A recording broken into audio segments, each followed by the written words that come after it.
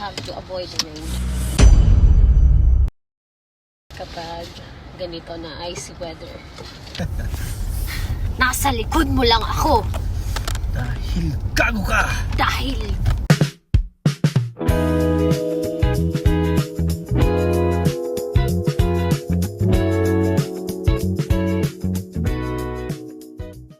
hi guys, currently yung mga tao dito sa Texas nag-prepare na and nagpa-panic buying kasi magsa-snow daw ngayong gabi, or if not ngayong gabi, baka tomorrow morning and the whole night until Sunday.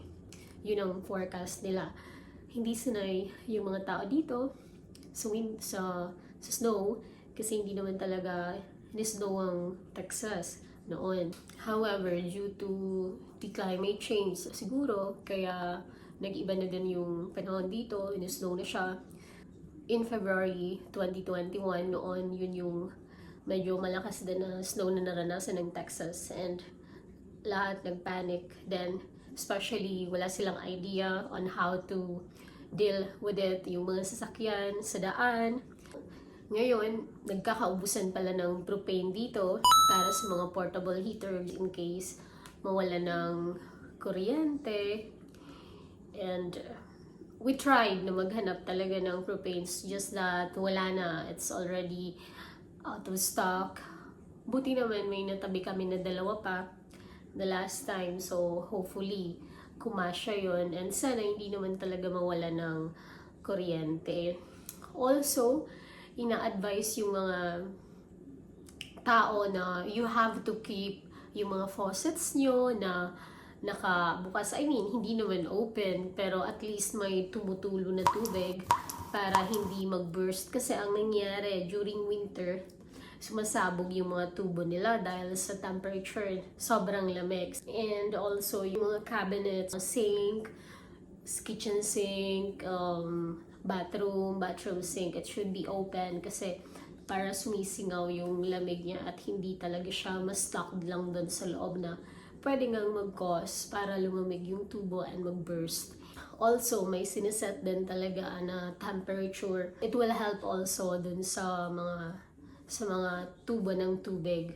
But anyway guys, abangan nyo yung mga videos na makukuha ko just in case na mag-snow nga tomorrow. Abangan nyo yan. Nag-prepare na nga din pala kami ng food. Kaninang tinghali I cooked adobo and puchero na din para may mainit na sabaw. Then nagpabili na din ako ng noodles para sa mabilisang luto. Also chips in case you have to eat. At least meron ng nakastock, and biscuits and water also very important. Yung mga lights namin, emergency lights, yung power station, chinarge na namin. And chinarge na din namin yung mga devices. But anyway, so see you later guys para sa update.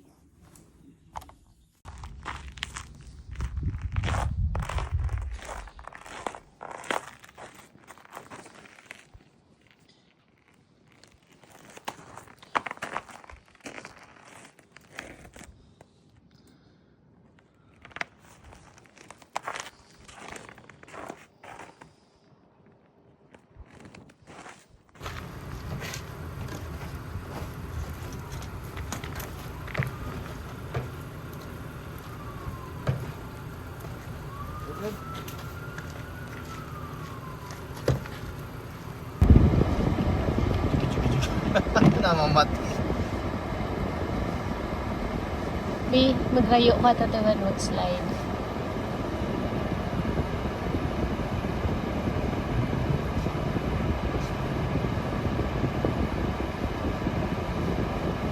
Bukas mo, pharmacy. I hope so. Oh my God. Hindi naman masyado. I see, puro ice. So here,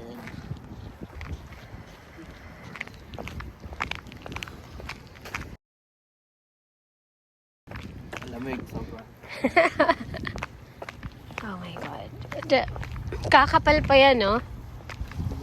Yung ice. Kasi hanggang bukas pa. So, for sure. Look, guys. Yung ano. Ayan, as you can see.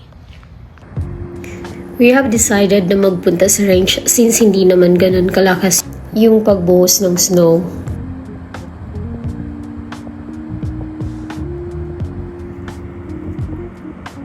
So, yan nga guys, ang itsura ng daan dito kapag may snow. Hindi talaga sanay yung mga tao dito since disyerto talaga ang Texas. Papasok na nga pala kami sa shooting range. Usually, mas malamig ang weather dito, lalo na during normal days.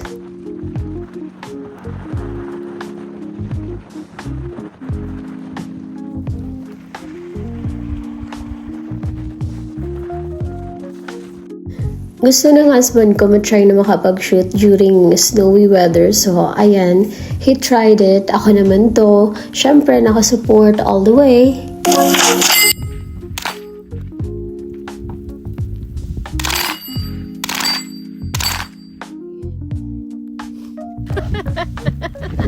Gusto mo yan eh. Ano pa? Agla ka pa? Do you wanna stay here longer? We're going home. You have to avoid the rain kapag ganito na icy weather. Matigas lang yung ulo namin. Sabi, Hello? Cold weather can stop us from shooting. yun. Pero wala na, hindi na kaya. Lalo na dito, walang makakapigil yan. Walang makakapigil sa kanya. Nasa likod mo lang ako. Dahil gago ka! Dahil...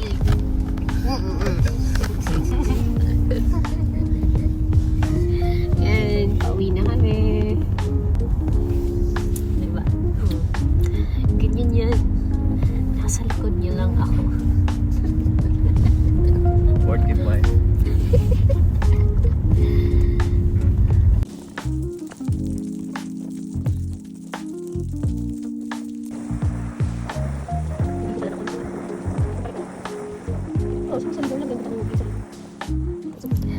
That's all guys. Again, please support my channel. Please like, share, and subscribe for more videos.